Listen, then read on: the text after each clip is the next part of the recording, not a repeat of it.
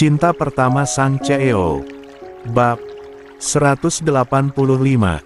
Selama beberapa saat Marcel termenung, memikirkan bagaimana cara membicarakan tentang hal ini dengan Syafa. La pun segera keluar setelah mendapat pencerahan dari Abah. Saat melewati musala, ia melihat Syafa dan Rania sedang duduk berhadapan dan berbicara dengan serius.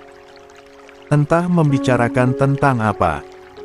Rania menoleh dan menatapnya, kemudian langsung menunduk saat tatapan mereka saling bertemu. Sedangkan Syafa tetap diam dan tak menoleh sedikit pun. "Mau pulang?" tanya Marcel, menatap ke arah Syafa. Wanita itu pun hanya mengangguk, lalu bangkit meninggalkan tempat duduknya. "Mbak Rania, saya izin pulang duluan." Rania tersenyum ramah. "Silakan, Sya." Syafa pun segera mengikuti Marcel yang sudah berjalan lebih dulu. La hanya menatap punggung tegap suaminya.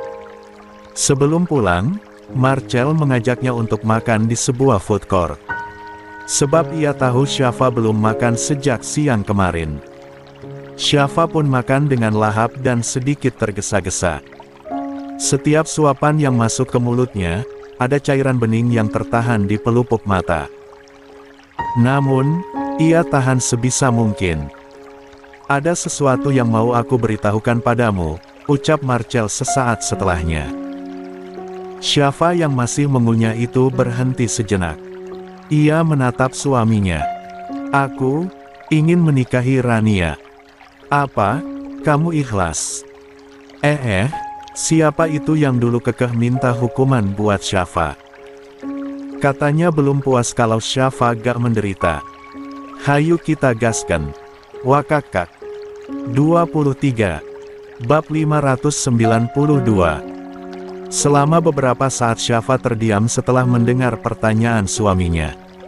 Sendok yang tadi di genggamannya ia letakkan ke piring. Kemudian meraih sebotol air mineral dan menyesap sedotan yang menancap di sana. "Aku dan Rania dulu kuliah di tempat yang sama, baru beberapa bulan lalu kami bertemu kembali.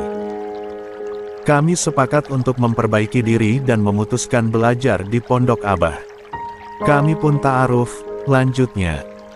"Sebenarnya, kami sudah sepakat akan menikah dalam waktu dekat. Aku sudah janji pada keluarganya akan melamarnya. Tapi, tiba-tiba kita berada dalam situasi seperti ini." "Ya, aku paham. Ini berat untuk kita semua," ucap Syafa. "Rania yang paling tersakiti di sini. Kita berdua sudah menyakitinya dengan pernikahan ini." Syafa menarik napas dalam-dalam lalu berkata, "Kamu boleh menikahinya. Aku akan ikhlas." "Terima kasih, Sya." Senyum tipis mengembang di sudut bibir lelaki itu. "Tapi, bisakah menceraikan aku dulu? Setelah itu, kamu bebas kalau mau menikahinya kapan saja. Lagi pula, dalam agama kita gak ada masa idah untuk laki-laki, kan?" Sejenak Marcel termenung. Senyum tipis yang tadi menghiasi wajahnya perlahan sirna. "Tapi, kalau aku menceraikanmu dulu lalu menikah dengannya, dia akan dipandang sebagai penyebab perpisahan kita. Dia akan dianggap wanita gak baik dan aku gak mau orang-orang berpikiran buruk tentang Rania." Syafa terdiam mendengar penjelasan panjang suaminya itu. Setiap kata yang keluar dari mulut Marcel hanyalah tentang bagaimana menjaga perasaan Rania. Bagaimana melindunginya dari pandangan buruk orang-orang. Padahal, orang yang seharusnya ia jaga dan lindungi adalah istrinya sendiri. Wanita yang ia halalkan meskipun dalam keadaan terpaksa. "Kalau begitu, kamu menginginkan?" tanya Syafa. "Aku akan menikahi Rania seperti rencana awal kami, minggu depan," ucap Marcel, membuat Syafa memberanikan diri menatapnya. "Lalu, kita akan berpisah beberapa bulan setelah ini. Setidaknya, dengan begitu orang-orang gak akan berpikir kalau Rania adalah penyebab perpisahan kita. Dia sudah tersakiti dengan pernikahan kita. Aku gak bisa melihatnya disakiti lagi. Bibir Syafa mengatup rapat. Tak ada kata yang keluar dari mulutnya. Marcel seolah memaksanya menerima poligami. "Gimana, Sya?" tanya Marcel setelah Syafa terdiam selama beberapa menit. "Aku rasa gak ada salahnya. Kita gak saling menginginkan dan gak punya rencana untuk menikah sebelumnya. Sebaliknya, aku dan Rania memang berencana menikah. Andai gak ada insiden itu, semua pasti berjalan sesuai harapan dan rencana kami. Aku gak bisa menjalani hubungan seperti ini. Itu gak akan baik untuk kita bertiga. Biarkan aku keluar dari rumahmu sebagai janda." Marcel termenung menatapnya. 24. "Tolong, Sya. Hanya beberapa bulan. Setelah itu aku akan membebaskanmu. Aku hanya gak mau Rania dipandang buruk. Aku merasa bersalah padanya karena kejadian ini. Saat tahu aku menikah, dia terus menangis dan gak mau makan selama beberapa hari. Dia sampai sakit dan sempat dirawat karena kondisinya sangat lemah. Jadi, apa karena itu kamu gak pernah ada di tahlilan orang tuaku?" Perlahan Marcel mengangguk. "Ya, aku menemaninya di rumah sakit karena kondisinya benar-benar buruk." Marcel menghela napas panjang. Sementara Syafa menarik kembali piring di hadapannya. "Biar aku habiskan makanku dulu. Aku takut mubazir." Syafa menyantap kembali sisa makanannya yang telah dingin. Marcel terdiam menunggunya. Sesekali pandangannya tertuju pada wanita itu. Memperhatikan gerakannya yang sedang menghabiskan makanan. Hingga beberapa menit berlalu, Sayaf selesai. Ia menggeser piring makanan ke samping. "Jadi, gimana? Apa kamu setuju? Bisakah kamu beri aku waktu 1 malam untuk berpikir?" tanyanya. "Boleh." Marcel mengangguk. Ia akan memberi Syafa waktu malam ini untuk memikirkan keputusan yang akan diambil. "Terima kasih. Kalau kamu sudah selesai makan, ayo kita pulang. Apa boleh malam ini aku menginap di rumah orang tuaku?" "Jangan, Sya. Ayah akan menanyakanmu. Aku yang akan menghubunginya dan minta izin. Jangan buat masalah, please. Kemarin saja aku berdebat panjang dengannya karena masalah ini." Akhirnya, Syafa menyerah. Terpaksa, ia ikut dengan suaminya pulang. Setibanya di rumah, ia langsung menuju kamar dan mandi. Sementara Marcel, setelah mengantar istrinya pulang ke rumah, ia langsung pergi lagi tanpa memberitahu akan kemana. Syafa sendiri pun tidak bertanya. Ia fokus dengan dirinya sendiri. Lah membaca buku tuntunan salat dan belajar salat seorang diri. Setelah itu belajar mengaji dimulai dari membaca buku Iqra. Kebetulan ia mendapatkannya dari Umi Fatma dan ia merasa sangat terbantu. "Alhamdulillah," ucap Syafa sesaat setelahnya. Ia merasa lebih tenang. Tetapi, pikirannya masih diisi dengan permintaan Marcel sore tadi. Maka, Syafa segera mengambil ponsel dan menghubungi Aisyah. Tanpa menunggu lama, suara Aisyah terdengar di ujung telepon. "Assalamualaikum, Kak." "Waalaikumsalam. Sa, apa kamu sibuk?" "Gak sih. Lagi bersih-bersih kamar aja." "Kenapa?" "Aku mau tanya sesuatu." 25. "Tentang apa?" "Aku sedang bingung akan sesuatu. Aku harus mengambil sebuah keputusan tapi sepertinya sangat berat.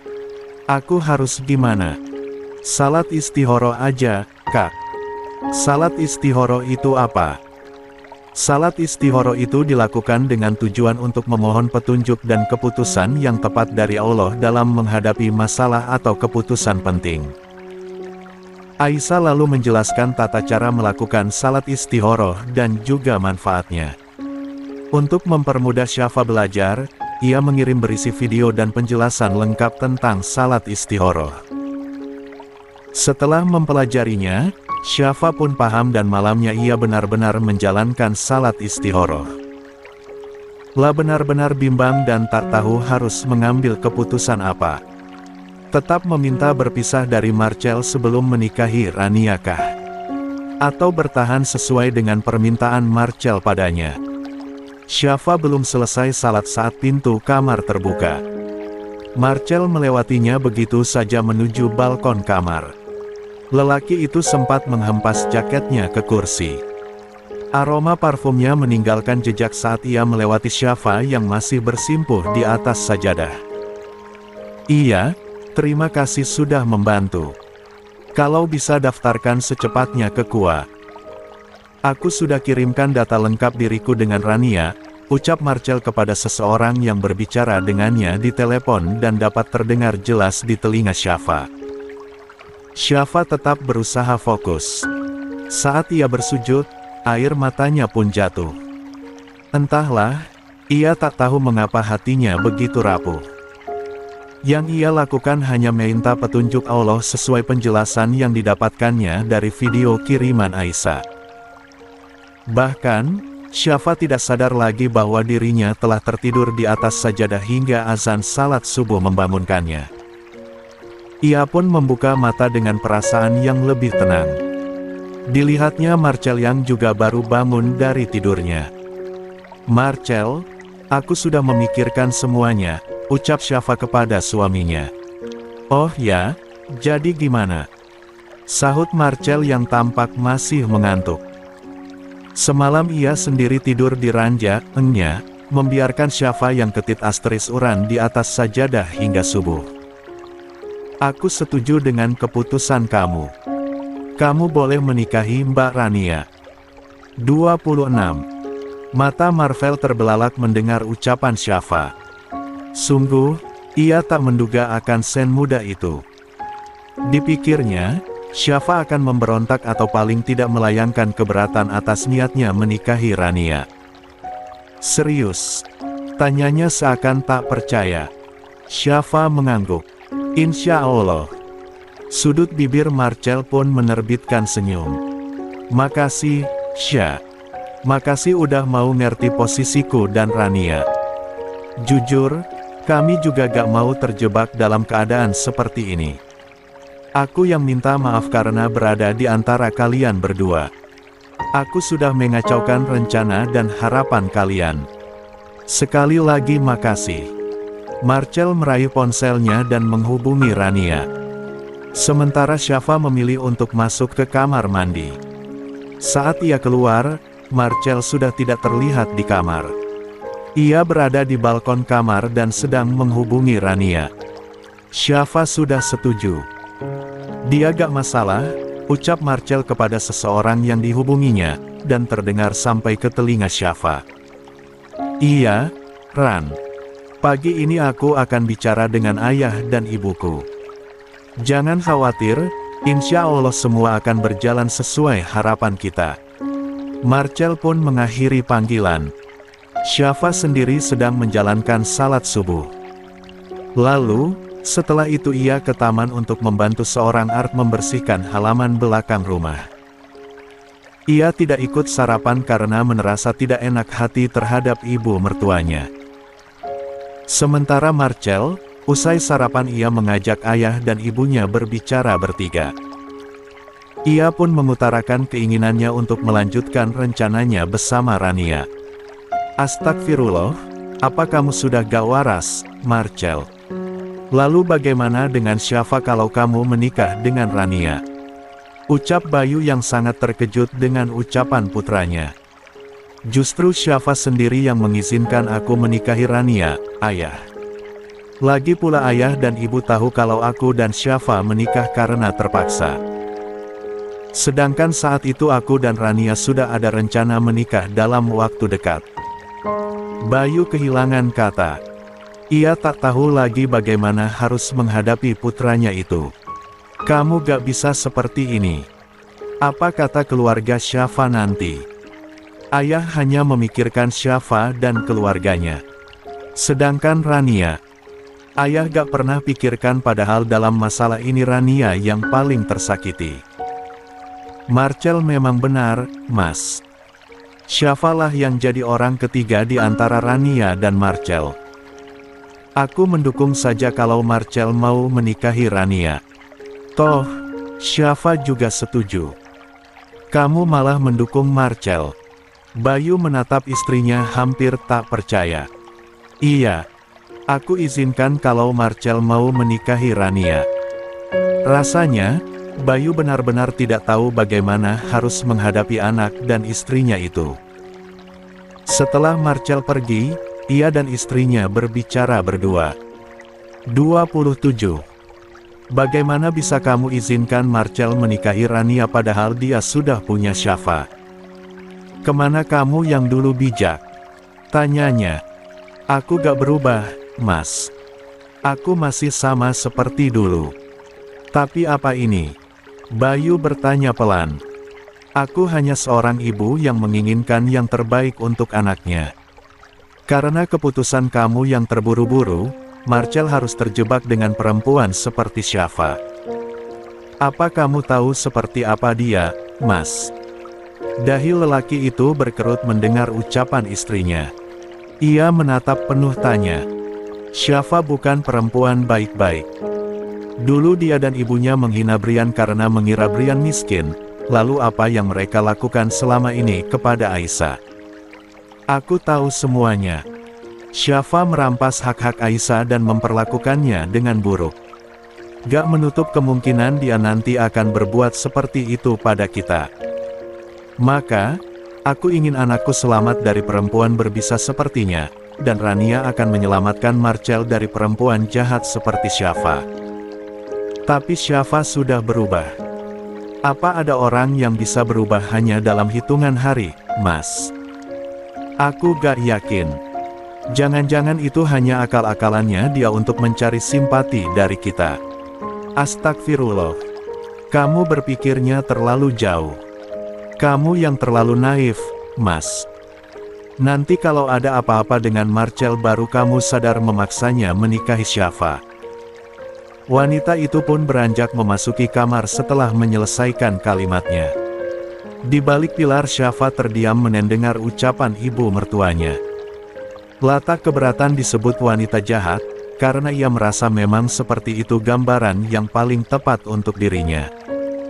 Kak, Marcel sedang disibukkan dengan pekerjaan di kantor saat terdengar nada pesan masuk dari ponselnya.